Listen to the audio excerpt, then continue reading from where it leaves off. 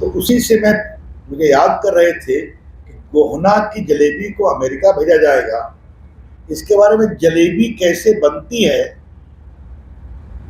इसकी समझदारी बहुत जरूरी है। अच्छा होता जिन्हें चिट लिखा है थोड़ा प्रॉपरली फ्रेम करते।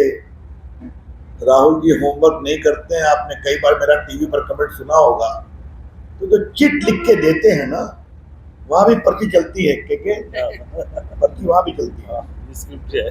थोड़ा पर्ची को ठीक ठाक से लिख के दे तो अच्छा रहेगा। मैं तो एक अंतिम बात कहनी है, फिर मैं आपके प्रश्नों का उत्तर दूंगा। राहुल गांधी के माध्यम से एक नया शब्द भारत की राजनीति में आया, खटाखट खटाखट खटाखट। हम कर देंगे। हिमाचल में वादा करके आए थे सभी महिलाओं को 1500 देंगे पर महीना खटाखट, नौकरी देंगे खटाखट। आज महिलाएं पूछ रही हैं फटाफट कहां गए हमारे पैसे। और हिमाचल की वित्तीय स्थिति ये है कि वहां मुख्यमंत्री को कहना पड़ा कि हम सभी अपनी तनख्वाह नहीं लेंगे और कर्मचारियों को भी तनख्वाह 2 महीने बाद मिलेगी। तो खटाखट का ये हाल है उनके फाइनेंशियल मैनेजमेंट का। अब देख रहा हूं यहां भी रोज रोज नए नए वादे किए जा रहे हैं। खटाखट कितना वादा कर रहे, दे देंगे 2000 रुपये महिलाओं को ना। राहुल गांधी जी, मैं आपको सावधान करता हूं, कृपया करके हरियाणा की महिलाओं के साथ छलना, धोखा देना, फरेब करना बंद करिए आप। अगर आप हिमाचल की बहनों को दे नहीं सके तो कृपया करके यहां बोलना बंद करिए। ये बात मैं बहुत गंभीरता से कहना चाहता हूं। राहुल गांधी जी, ये देश अब बहुत आगे बढ़ चुका है। सोशल मीडिया हो, टेलीविजन हो, कैमरा हो, आपकी एक एक बात रिकॉर्ड होती है और आपका टेस्ट भी होता है। तो बोलिए उतना ही जितना कर सकते हैं आप। और अगर आप 1500 रुपये हिमाचल में नहीं दे सके तो यहां कहां से दीजिएगा? ये आपकी सरकार। तो ये जो अनुत्तरदायी वक्तव्य है, जो जनता की आंखों में धूल झोंकने का है और विशेष रूप से हरियाणा की प्यारी बहनों की आंखों में, बंद करें। Rahul Gandhi, please stop playing fraud on the woman of Haryana. ये मैं आपसे कहना चाहूंगा। बस ठीक है मेरा विषय में। क्या मित्रों, यहां पर हमने शैला जी की बात तो कही दी। राहुल गांधी जी आरक्षण पर ठीक से बोल रहे हैं, संविधान को लेकर के हमसे सवाल पूछते हैं।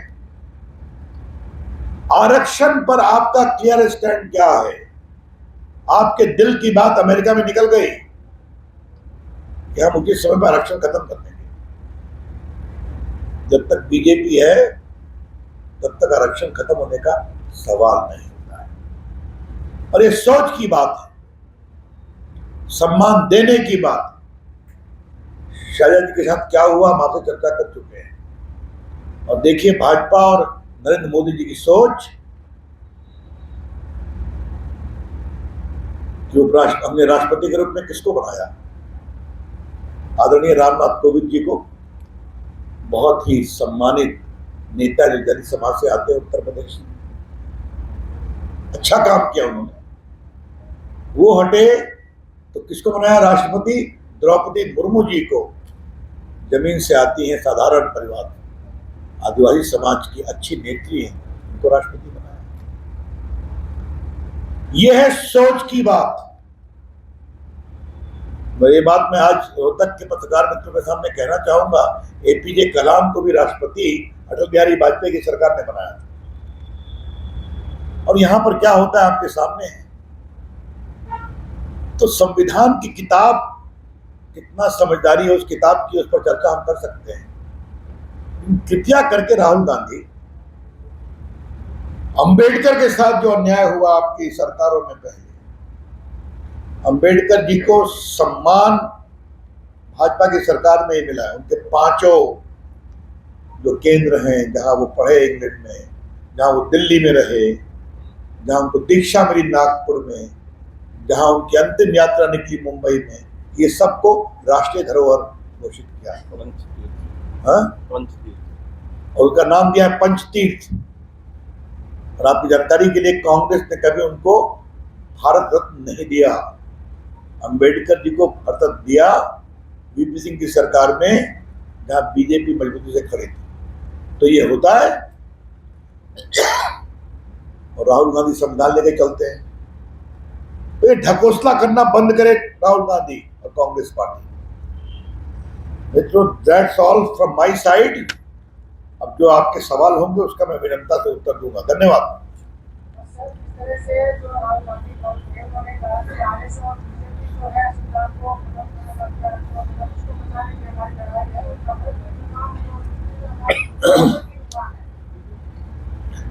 नफरत की दुकान, मोहब्बत की दुकान कितना नफरत फैलाती तो हम देखते ही हैं।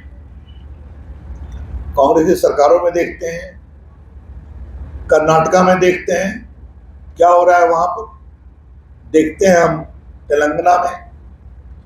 तो वो भी उनका एक डायलॉग है, छोड़ दीजिए। लेकिन जो हर जगह आरएसएस पर हमला करते हैं, तो मुझे राहुल गांधी को एक विनम्रता पूर्वक सुझाव देना है। अगर वो स्वीकार करना चाहे तो। राष्ट्रीय स्वयंसेवक संघ 1925 में बना, अगले साल 100 साल पूरे हो रहे। नेहरू जी ने संघ की आलोचना की, भयंकर की।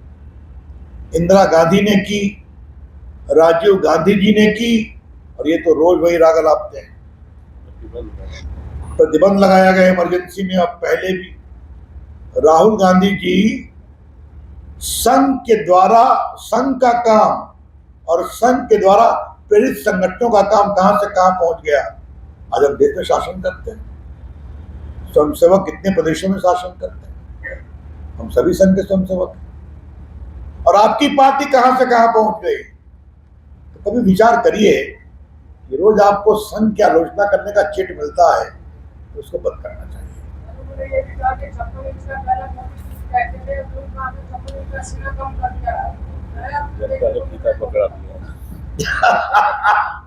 देखिए, मैं इसका जवाब एक ही बात करूंगा। मोदी जी भारत के प्रधानमंत्री हैं और राहुल गांधी विपक्ष के नेता, वो भी एक बड़ा पद है। थोड़ा उसकी मर्यादा का ध्यान रखना चाहिए। आप कैसे शब्दों का प्रयोग कर रहे हैं। जहां तक 56 इंच सीने की बात है, मोदी जी ने अगर कहा 370 समाप्त करेंगे तो समाप्त हुआ। मोदी जी ने कहा कि अगर 3 तलाक समाप्त करेंगे, 3 तलाक समाप्त हुआ। और मोदी ने कहा रघुराम का मंदिर बनेगा, तो मंदिर बना। और आतंकवादियों की पिटाई है तो हो रही है। क्या देखिए, पाकिस्तान दाने दाने को मजबूर है, घर में घुसकर मारा है। चलिए, धन्यवाद। बाकी लोग सवाल पूछें।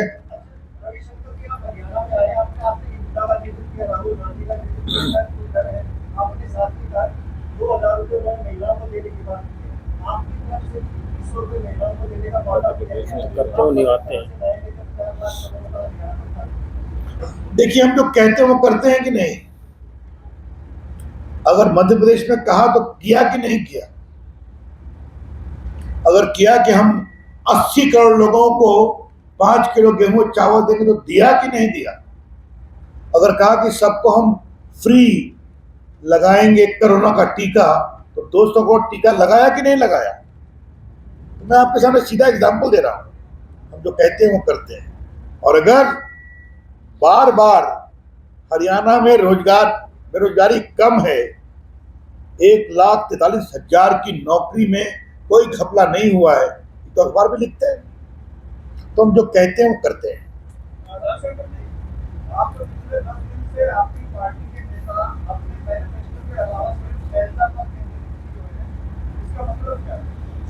मेरे ख्याल में बड़ी विनम्रता से आपके कहूंगा, मेरे आरंभिक टिप्पणियों में आपको हमारा काम भी बताया गया, आईटी से लेकर फार्मिंग से लेकर इंफ्रास्ट्रक्चर से लेकर ऑटोमोबाइल, सारी बातें मैंने की। हाँ, शैलजा जी भी हैं और उनकी बड़ी नेता का सम्मान नहीं होगा तो पॉलिटिकल इश्यू है, हम उठाएंगे और जरूर उठाएंगे, लेकिन हमारा काम बोलता है 10 साल में।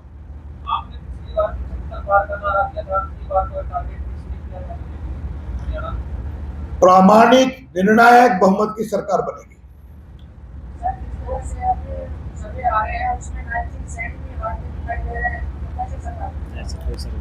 अब ऐसा कौन सर्वे आपने देखा, हमें तो पता नहीं है। हम लोग के सर्वे में और समझदारी में नायब सैनी बहुत प्रभावी रूप से जीत रहे हैं।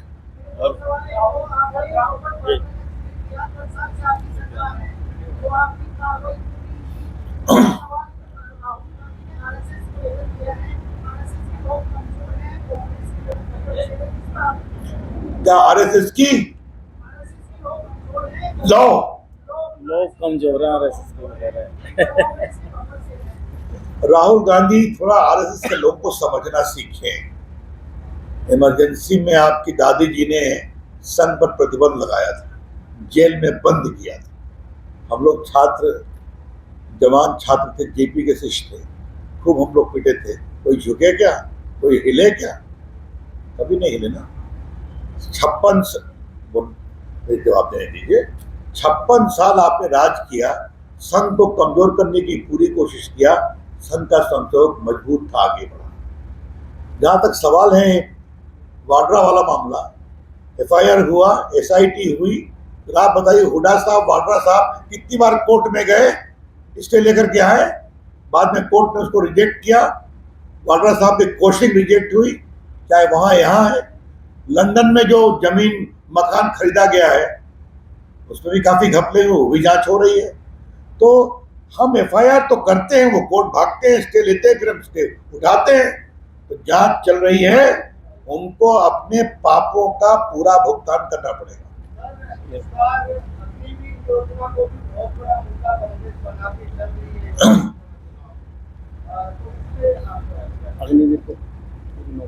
देखिए, हमारे गृह मंत्री माननीय अमित शाह जी ने, रक्षा मंत्री माननीय राजनाथ सिंह जी ने पब्लिकली घोषणा की है कि अग्निवीर के जवानों को स्थायी नौकरी मिलेगी, पेंशन भी मिलेगा। चाहे आपका वो सीआरपीएफ हो, सीआईएसएफ हो, बीएसएफ हो, सरकारी नौकरियों में भी उनको आरक्षण मिलेगा। तो ये सारी बातें हो चुकी हैं। और एक बात मैं और कह दूं, अग्निवीर व्यापक चर्चा करके स्कीम लाई गई थी, जनरल से बात करके, ताकि भारतीय सेना के जवानों की उम्र कम हो, फाइटिंग स्पिरिट हो। और एक बार मैं कहूंगा जो कांग्रेस पार्टी के लोगों से, जो बच्चे ट्रेनिंग ले रहे हैं, बेटियां ले रही हैं, जाकर उनके उत्साह को देखें। एक मिनट दूसरे पर लगातार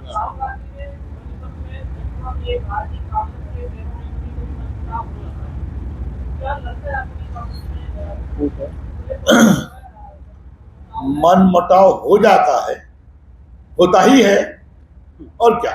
अभी हमने क्या बताया, कहाँ कहाँ उनको हाथ मिलाना पड़ता है, खड़े होकर मिलाना पड़ता है। ओके।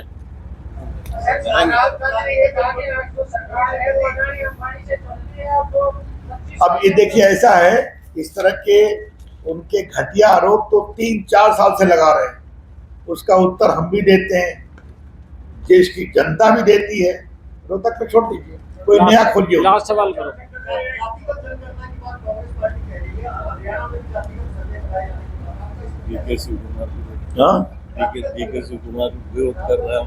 ऐसा है, बोले कांग्रेस के अंदर जातीय जनगणना पर कुछ एक मत बना है क्या? हमने कभी इसका विरोध तो नहीं किया। ईमानदारी से आवश्यकता के अनुसार उपेक्षित, गरीब, वंचित की गिनती हो, वहां पर दिक्कत है। लेकिन ये उसको राजनीतिकरण करते हैं।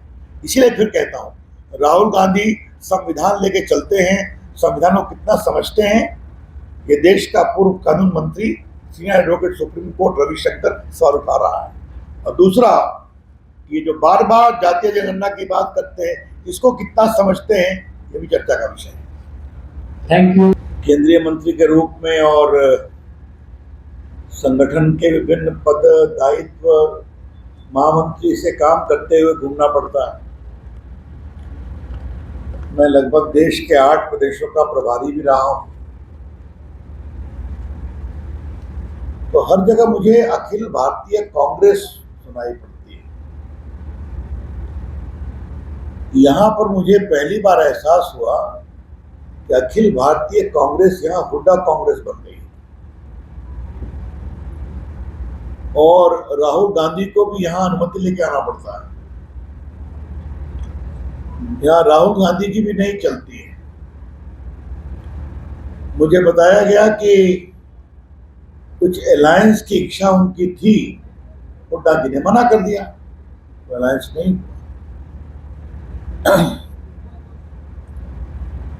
तो कांग्रेस पार्टी का ये हुड्डाकरण देख करके मुझे भी आश्चर्य लगा कि बाकी जगह तो बहुत सख्ती होती है, यहाँ अलग कहानी चलती है। और बहुत स्वाभाविक है, जिस प्रकार से कुमारी शैलजा के साथ आचरण हुआ, वो आप लोगों ने बहुत लिखा है, हम लोगों ने पढ़ा है।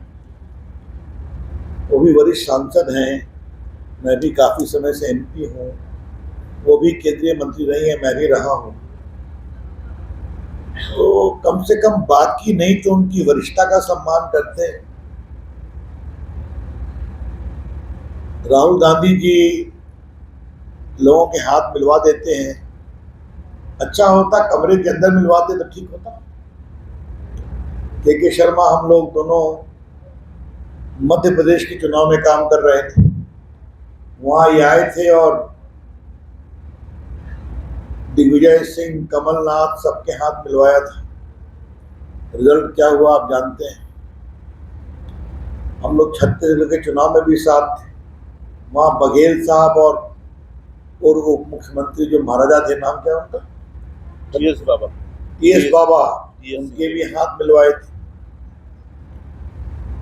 और जयपुर में हमारे अशोक गहलोत जी और उप मुख्यमंत्री जी, उनके भी हाथ मिलवाए थे। तो हर जगह हार होती है। लेकिन मुझे एक बात समझ में नहीं आई कि कांग्रेस पार्टी अपना मैनिफेस्टो हरियाणा में जारी नहीं कर सकी। ये क्या है? क्या कंपल्शन था? क्या आपको दिल्ली में करना पड़ा? रोहतक में कर देते, करनाल में कर देते, बाद में सुना लास्ट में चंडीगढ़ में करना पड़ा। तो कहीं ना कहीं बड़ी रोचक स्थिति है, ये मुझे आपसे कहना है। हरियाणा के चुनाव के 2 नैरेटिव बहुत साफ है, और नैरेटिव है भाजपा सरकार के 10 साल, हुड्डा सरकार के 10 साल। हरियाणा की जनता को तय करना है किस 10 साल को फॉलो करना है। एक मैंने नया शब्द सीखा है, पर्ची और खर्ची की खर्चा। क्या? पर्ची और खर्ची। पर्ची और खर्ची साहब, मैं बिहार से आता हूं, हम लोग खर्चा बोलते हैं। तो वहां जो 83,000 नौकरी मिली वो सब पर्ची पर थी और खर्चे के साथ थी। और 1,43,000 जो यहां मिली भाजपा की सरकार में, ईमानदारी से गांव गांव तक नौकरी पहुंची, सब लोग स्वीकार करते हैं। आज जो बात मुझे बहुत गंभीरता से कहनी है, मैं मोदी जी सरकार में लगभग 8 साल देश का संचार आईटी मंत्री रहा हूं। Digital India, make in India, startup India, इन सबों को प्रधानमंत्री के निर्देश में काम करने का सौभाग्य मुझे मिला है। और आज मैं भाजपा सरकार की प्रशंसा करना चाहता हूं कि स्टार्टअप में 7वें नंबर पर largest number of unicorn Bharat में यहां पर यूनिकॉर्न का मतलब आप समझते ही हैं, वो स्टार्टअप जिसका वैल्यूएशन $1 बिलियन, मतलब 7,000 करोड़। आज भाजपा की नीतियों में, भाजपा के शासन में ये विश्वास रहा है यहाँ के नौजवानों। जहां तक गुड़गांव का सवाल है, आज दुनिया में गुड़गांव आईटी का एक बड़ा परचम लहरा रहा है। बिगेस्ट बैकएंड ऑफिसेज हैं, ये है भाजपा सरकार की देन, डबल इंजन की सरकार। और हुड्डा साहब की सरकार में मारुति के मैनेजर की हत्या हुई थी, उसका क्या क्या हुआ आप सभी जानते हैं। और आज जिस तरह से ऑटोमोबाइल में हरियाणा आगे बढ़ा है, आई एम वेरी प्राउड, मुझे बहुत गर्व है कि क्या वो आईटी है, क्या ऑटोमोबाइल मैन्युफैक्चरिंग है। तो जब ऐसे अवसर होते हैं तो नौकरी रोजगार के अवसर बढ़ते हैं। जब ऐसे काम होता है तो जो स्टार्टअप बढ़ते हैं तो एंटरप्रेन्योरशिप बढ़ती है, उद्यमशीलता, ये आपके सामने में है। तो गुड़गांव का भी दो स्वरूप है। एक स्वरूप है आईटी एक्सपेंशन का, एक स्वरूप है दामाद श्री को सहयोग करने का, वो भी एक मॉडल है। इस विषय को हमने बहुत चर्चा किया है। एक बात जब मैं आपके बीच आया हूं तो मैं जरूर कहूंगा, लैंड डील और कांग्रेस डील का बड़ा पुराना संबंध है। अभी कर्नाटक में मुडा स्कैम चल रहा है, आपको मालूम है ना, सुना होगा आपने कि वहां के मुख्यमंत्री सिद्धारमैया जी की पत्नी के नाम पर उनके भाई ने एक जमीन गिफ्ट की ग्रामीण क्षेत्र में। उस जमीन के बदले में मैसूर में 14 प्राइम प्लॉट मिल गए। गवर्नर साहब ने सैंक्शन किया एक सक्रिय एक्टिविस्ट के कहने पर, कोर्ट ने उसका संज्ञान लिया और मैसूर की लोकायुक्त ने एफआईआर फाइल किया। अब वो सुन रहे हैं कि उसको वापस करने की बात कर रहे हैं। अपराध हो गया तो हो गया। अभी उसकी आंख ठंडी भी नहीं पड़ी थी कि कल मैं दिल्ली में था, मेरी प्रेस थी कि खरगे साहब यहाँ आए हैं कि नहीं आए अभी तक नहीं आए। नहीं बुलाया गया क्या?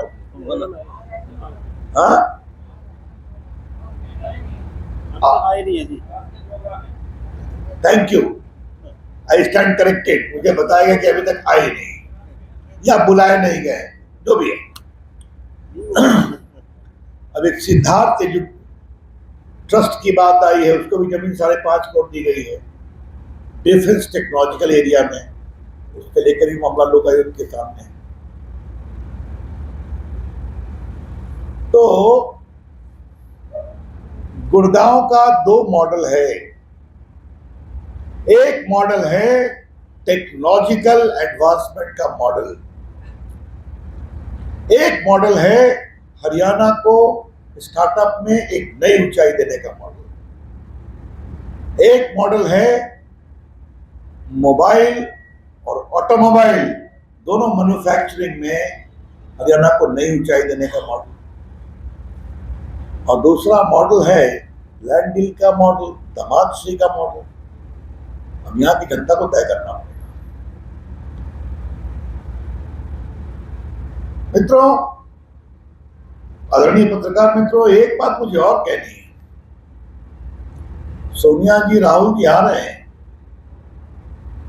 तो किसानों की जितनी जमीन जबरन ली गई यहां पर, जो मुझे वकील लोग ब्रीफ कर रहे थे किस तरह से सुप्रीम कोर्ट को इंटरवीन करना पड़ा, जो आपके पड़ोस की जमीन ली गई और बिल्डर को दे दी गई, एक्वायर की थी दूसरे के नाम से, दूसरे उद्देश्य के नाम से। तो ये हुड्डा जी के समय चलता रहता है। क्या उन किसानों की जमीनों को ईमानदारी से वापस करके न्याय करेगी कांग्रेस? ये कमिटमेंट करते हैं क्या? ये है बड़े सवाल। मित्रों, गोहना की जलेबी मुझे भी बहुत अच्छी लगती है, मैंने खाया है उसे। अब राहुल गांधी गोहना की जलेबी की फैक्ट्री अमेरिका में लगाने की बात कर रहे हैं। अब मैं तो इसमें कुछ नहीं कहूंगा, लेकिन जलेबी कैसे बनती है और कैसे बिकती है इसको समझना जरूरी है। मुझे एक पुरानी बात याद आ गई। हम लोग के एक वरिष्ठ नेता थे, नरसिंह शेखावत।